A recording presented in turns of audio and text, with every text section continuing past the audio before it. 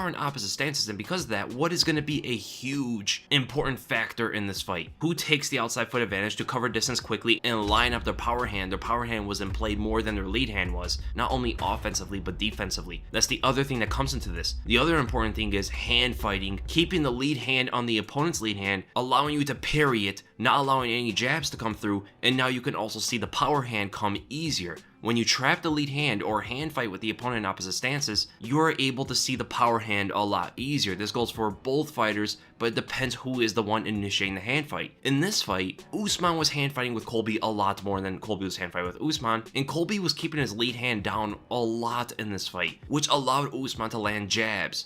When you're not hand fighting with a longer opponent with a 76-inch reach while you have a 72-inch reach, this impacts Colby a lot more than Usman. Colby needs to hand fight more than Usman to get that range down and not allow Usman to find his timing and that long reach of his, because if he's landing jabs and getting the range early, he's going to land those right straights he landed in the end of the fight and the one that he broke Colby's jaw with, right? Possibly if Colby made that adjustment to just keep hand fighting with Kamaru Usman, not allow him to get his distance down, those right straights may not have landed at the end of this fight. This is why you see someone like Daniel Cormier, such a short fighter for the 205-pound division and the heavyweight division, only 5'11", I believe. He hand fights with everybody. He always leaves his hands forward on every single person. This is why you never see people establish a jab on him, right? That's why he's able to walk people down, and you're wondering, this guy's such a long reach, why isn't he using it against Cormier? It's very hard to use it against Cormier because of that reason. But another thing that comes out of that is body shots get open on Cormier because he's leaving his hands forward extended. That's why you saw Stipe landing on the inside with the body shots instead of a long-range jab. There were only like 2 moments throughout the entire fight where Colby actually hand fight or manipulated the lead hand of Usman to land something of his, and that was usually when he was moving to his right, which he did the entire fight, checks the lead hand of Usman and lands a jab afterward, right? He's opening that side up through a jab, the same side he's moving. So it's a great formula to mix up, but I just wish he did that a little bit more, and I wish Usman was moving his head a little bit more than he was. He rarely ever moved his head in this fight, almost acting like a tank. But what Colby did better than Usman in this was that he was keeping his left hand up at all times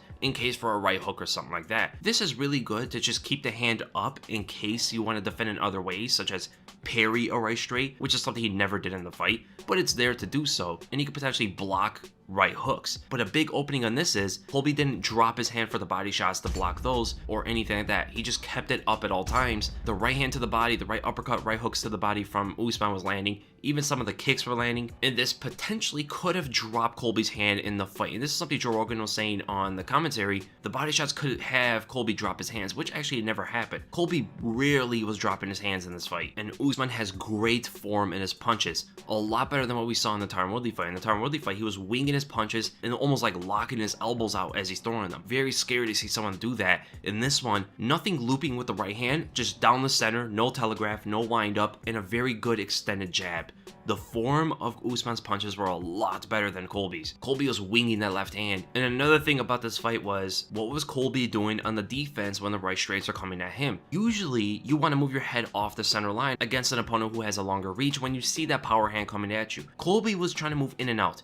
A lot of his momentum, a lot of his movements were forward and back. And this is why he was getting caught at the end of those right straights, because 1, he's not moving his head off the center line, and 2, he's trying to beat the speed of the punch moving backwards. Take the analogy of a bullet, right? Pretend the speed of a bullet has been reduced to the point where you can actually see it. How are you going to evade that bullet? Are you going to keep moving back until the bullet drops off? Or are you just going to move your head off the center line? What is the easier and safer thing to do here? Sometimes it is just better to get off the road than just keep going back and try to evade the car. And this is a reason why Colby got his jaw broken, right? He tried to evade backward, move backward after he threw the jab to connect on Kamaru Usman. And it was pretty unfortunate for that sequence because he threw a jab and it just missed. He missed his target, he extended too far in, and now Usman actually takes the outside foot. Again, this is a huge factor in this fundamental striking fight. He takes the outside foot, which allows him to close the distance even faster and further, and moving forward is faster than moving backwards, and Colby trying to move away from the right straight, the long reach of Kamaru Usman, and gets caught right on the chin,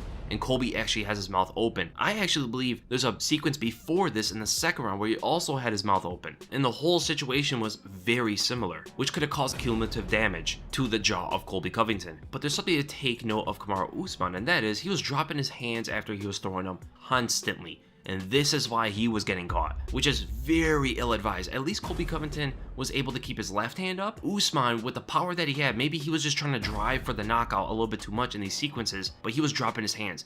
Usually when you drop your hands, you could probably wind up for good power, but it costed him on getting caught, and he got stunned. Yes, he says that he didn't get stunned that much, but you could visibly see here, there are times in the fight where Kamaru Usman definitely got stunned. The reaction he gave after the blow he took is not of someone who's completely aware of the situation. When we look at those sequences right now, one of them in the 4th round, after Colby actually got his jaw broken, which is more impressive, Usman goes to throw the 1-2, and after he throws a jab, he drops his left hand, and Colby does this thing where he did the entire fight whenever he threw his hooks. That is, he always dips with his head. He's always moving his head with his hooks in drastic fashion, and this gets it off the center line. This is really good to get away from the straight shots of Kamaru Usman in the exchanges when they're trading with each other. Colby dips his head, and as he counters with the right hook, you could visibly see Usman stunned. He flails his arms open and couldn't find his balance from the punch. Or another sequence where Colby takes the outside foot, allowing him to move his head to the right a little bit more with his left straight that he's throwing, and Usman tries to intercept him with a jab. Because of the outside foot, and also he's throwing the left straight, and he likes to dip his head, he moves his head slightly on the outside of the jab.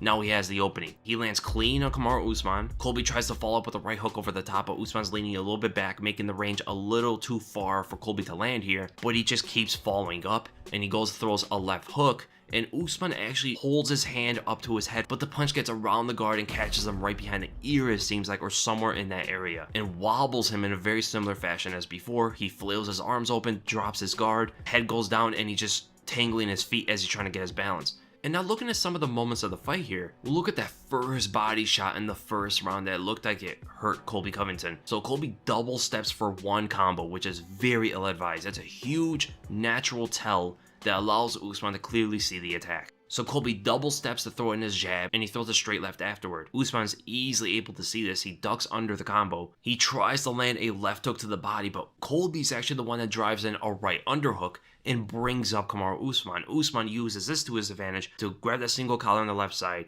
drag Colby's head down. Colby's completely defenseless. His body's very much open, and Usman drives in a right uppercut as he brings Colby into it. Huge impact here. Then we go 3 minutes and 30 seconds of the 2nd round, and Colby fakes a jab, which forces Usman's left hand to extend to parry. Colby drops his levels, which also places Usman's target low for his jab. And now because the target's low and he's going to extend on the jab, both of his hands actually lower at the same time as Colby rocks back and lands a right hook over the top. Lands clean on Usman. And then we go 2 minutes and 54 seconds of that same round. This is the sequence, one of my favorite sequences of this entire fight, where they were just exchanging jabs on each other. It was almost like a test of will, or a test of who's just gonna back down from who. I'm gonna keep throwing my lead hand at you, you're gonna keep throwing your lead hand at me, we'll see who backs off first. Colby starts and he doubles up on his jab as he's moving out to the right, and the second one actually lands on Usman as he inches his way closer. He triples up on it, it misses as Usman moves his head on the outside of it, saw it twice already, able to move his head out on the 3rd one, and he goes and tries to counter with his own jab, which just misses the target. And now they're both extending on their jabs at the same time, but know where their hand is right here. Usman has his shoulder cocked back and his elbow flared out. There's a lot of power in this jab he's about to throw. Colby has his hand down and his shoulders are perpendicular to Usman's,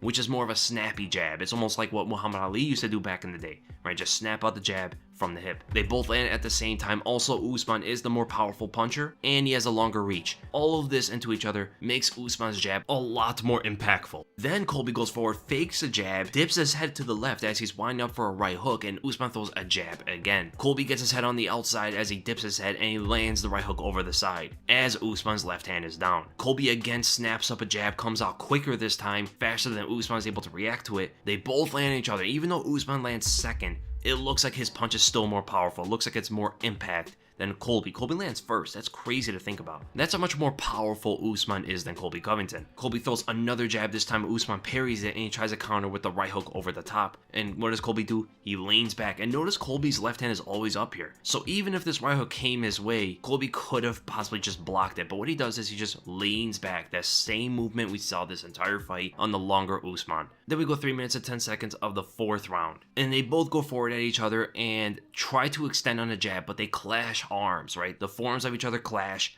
But here's the thing. Why is Colby going to be able to want to advance forward rather than Usman here? Colby takes the outside foot. He's the one that moved forward on the outside. Usman just tried to move forward straight. So this allows Colby to have the right kind of angle to follow up with a more dangerous combination afterward. Usman has to retract and retreat from this position here. So off of this, Colby lands a clean left hook, almost having the back of Kamaru Usman here. This is a very sharp angle he has here. And he tries to follow up with a right hook over the top as Usman drops his hand, and he tries to follow up that with a huge left hook, but the reach is just not there. The distance is just not there. He slightly misses his big left hook and overextends greatly as Usman brings his right hand up as the punch is coming, moves back and sees the overextension, sees the chin, sees the jaw, and bangs with a hard right hand, which stuns Colby Covington, knowing that Colby does have a broken jaw here. And then we go 4 minutes and 24 seconds of the 5th round. Colby fakes a left straight, which triggers the pump of Usman's jab. Colby's just able to see it, so he dips his head to the right, gets his head low and on the outside of it, goes for a left hand, looks like it tried to go to the body, but it misses his target, and he goes to try to intercept Usman's lowering of the head with an uppercut. This is actually something that landed a few times in the fight because Usman was dropping his head after Colby initiated with the left, and Colby's trying to follow that up with a left hook over the side, and Usman's actually able to bring his hand up just in time to block it, and Usman tries to attack back with a 1-2. The jab gets evaded as Colby moves his head on the outside as he's throwing the punch, right? He's moving his head with the punches every single time. Usman lowers his hand as he's trying to go for the right straight and gets caught by a left hook. And then we go to 4 minutes and 1 second of the 5th round. Colby has his hands up and Usman extends with a jab, and Colby actually dodges the punch without moving backward. This is one of the first times you've seen Colby do something like this. Gets his head low, tries a counter with the left straight down the center. Usman takes the outside foot and Colby intercepts him with the right hook over the top. Usman goes back just a little bit and Colby wings out a huge left hook, which catches Usman clean. Usman tries to wing back a right hook and Colby just leans back on it, like he usually does. And then the finishing sequence, which shows that Usman is just an absolute tank of a man. I mean, he's moving forward and he tries to land a 1-2. Colby counters him with a left straight, moves his head on the outside of the punch like he usually does when he's throwing this left hand, connects clean on Usman coming in.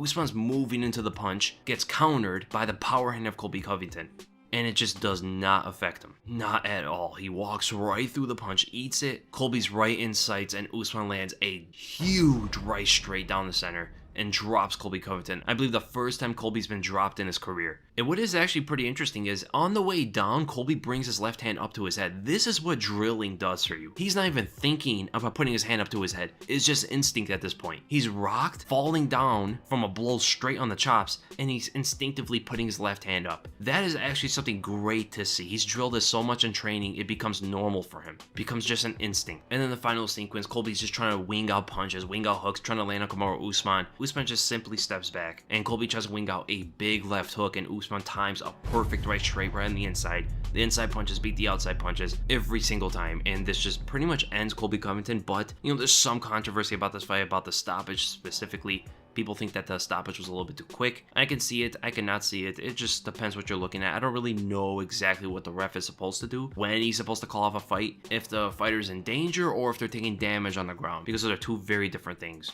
And one thing to take note is that Usman, he also ate a head kick earlier on in the fight. The kick actually wraps around and hits him in the back of the head, and he walks through it like nothing happened. The grit, the toughness, the chin, the heart that these two showed out there is beyond belief. Huge respect to both fighters. So I hope you guys enjoyed the breakdown. If you did, make sure to give it a thumbs up. If you enjoyed my content, make sure to subscribe for my next video. I might make a breakdown of the co-main event, so be on the lookout for that. And again, thank you guys so much for watching, and I'll see you in the next video.